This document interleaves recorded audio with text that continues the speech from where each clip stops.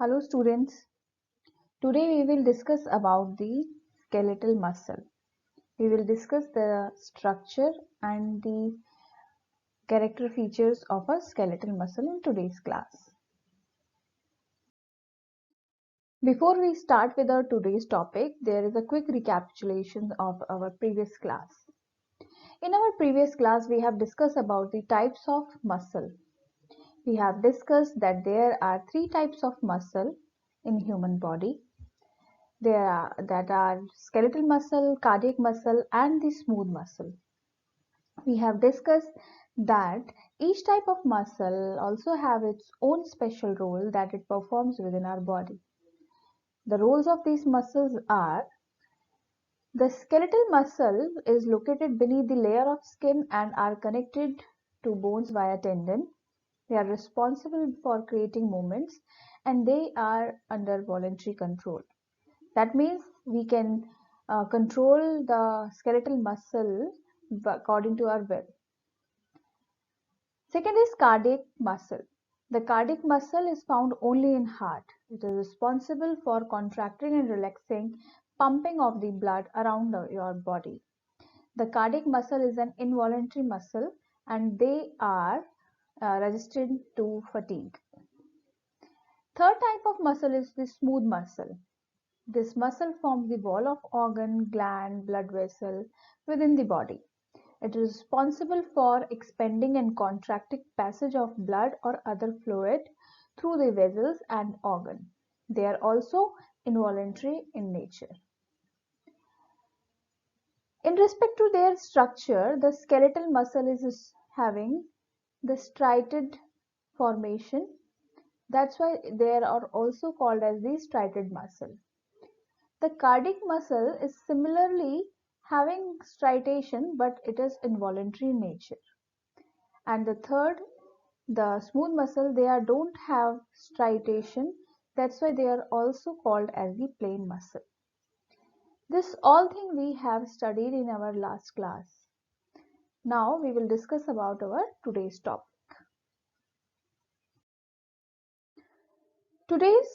The objective of our class is to study and to learn about the structure of muscle fiber. We have three types of muscle: the skeletal, the cardiac, and the smooth muscle. The muscle is a contractile tissue which brings about movement. Muscle is a soft tissue found in almost all human.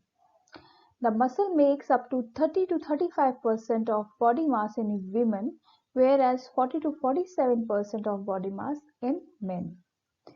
The skeletal muscle is responsible for maintaining and changing posture, locomotion, as well as the movement of internal organ. The muscle tissue are derived from mesodermal layer and embryonic germ cell in the process of myogenesis.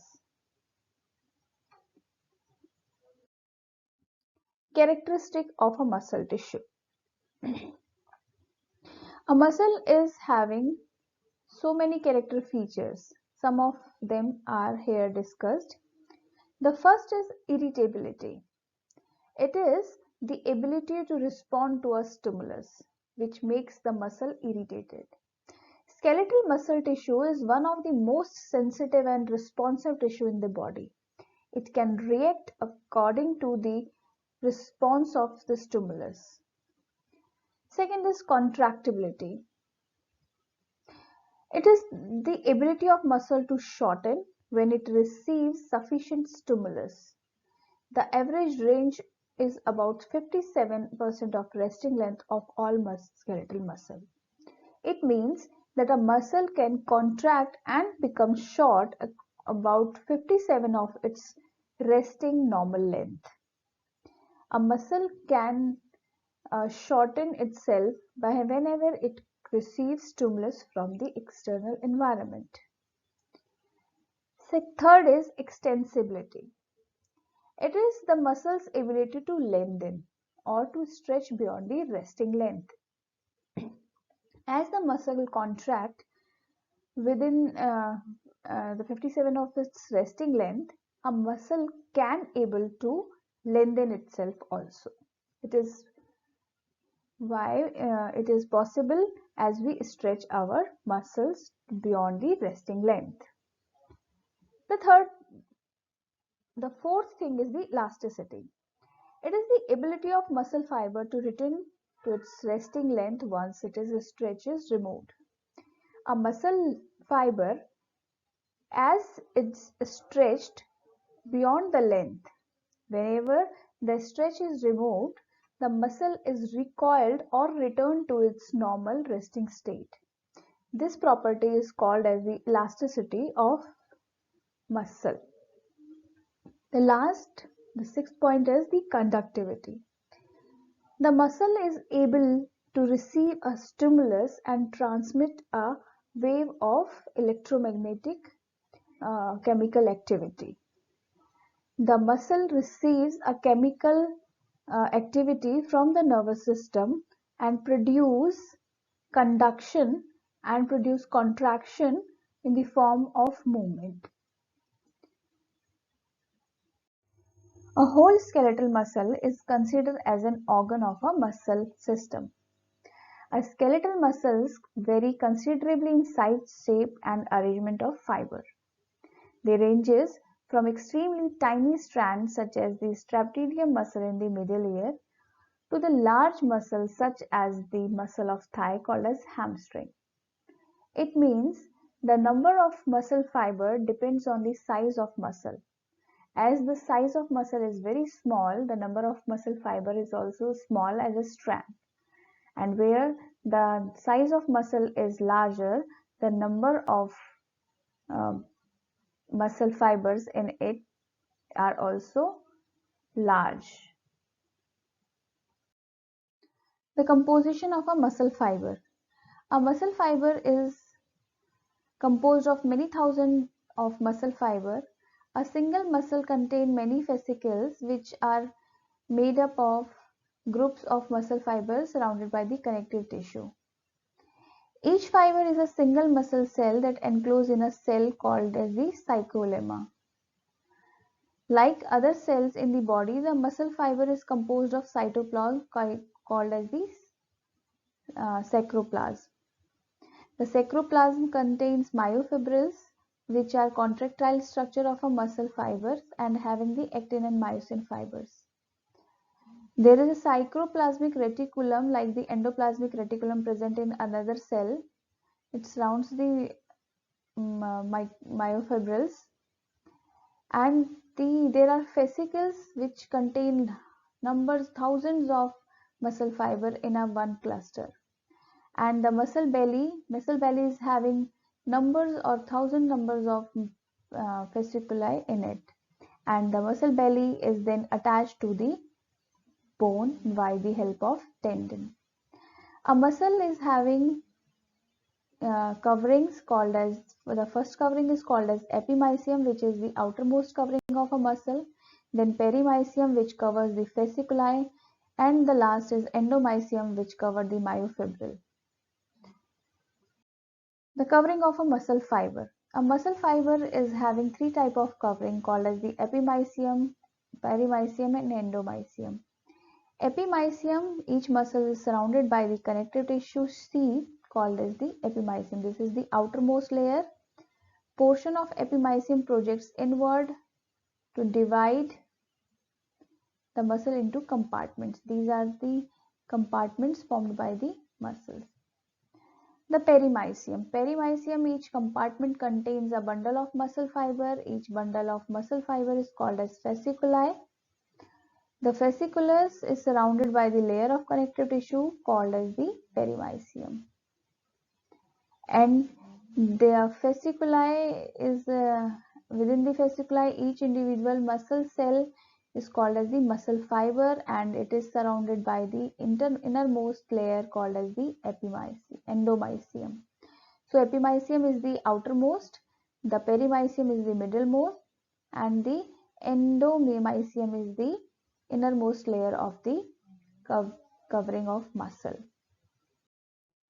Muscle fascicle. A muscle fascicle is a bundle of skeletal muscle fibers surrounded by the perimysium.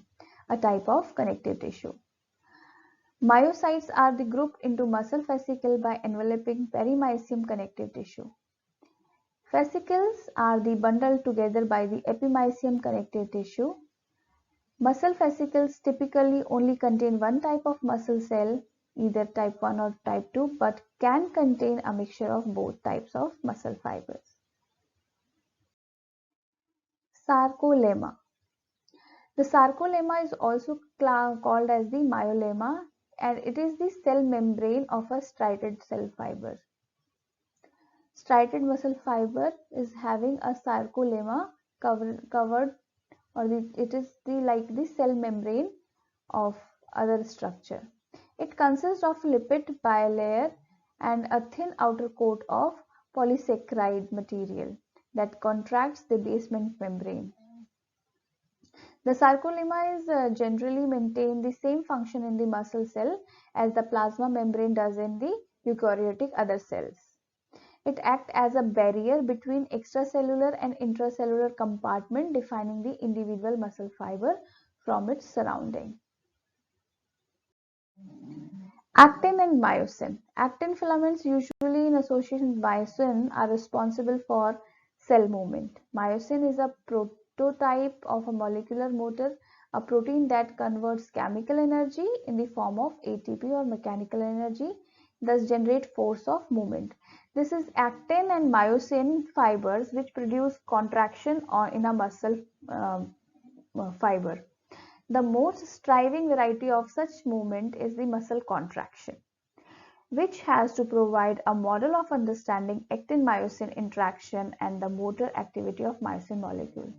These both fibers or these both protein are responsible for the sliding filament theory, which is responsible or which can occur in the presence of calcium and other ions, so that the muscle is contract easily. However, interaction of actin and myosin are not only for muscle contraction but also for a variety of movement in the non-muscle cell, including cell division. So these interaction plays a central role in also cell biology. Myofibril. Myofibril is a very fine contractile fiber group of which extend in the parallel column with the length of striated muscle fiber. The myofibril are made up of thick or thin myofilaments which help to give muscle its striped appearance. The thick filament composed of myosin and thin filaments are mostly composed of actin.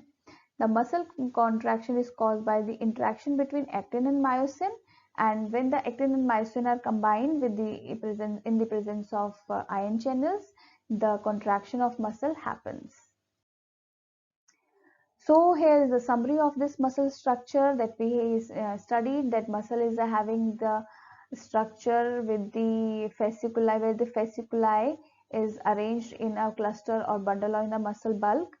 The fasciculi is surrounded by a connective tissue called the epimysium. Each fiber of a single muscle cell enclosed with the sarcolemma, and the sarcoplasm is the cytoplasm of the muscle fiber, and it contains myofibrils, which is having actin and myosin muscle fiber, which actin and myosin is responsible for the contraction. Here there are the three covering of muscle, that the epimysium is the outermost layer cover which covers the muscle bulk, and then the perimysium which covers the fascicle, it is the middle covering, and the endomysium which cover the myofibrils in the muscle fiber. So this is all about, and here's a reference for you all people to help you and to guide you further. Thank you. Hoping this video will help you a lot. Thank you.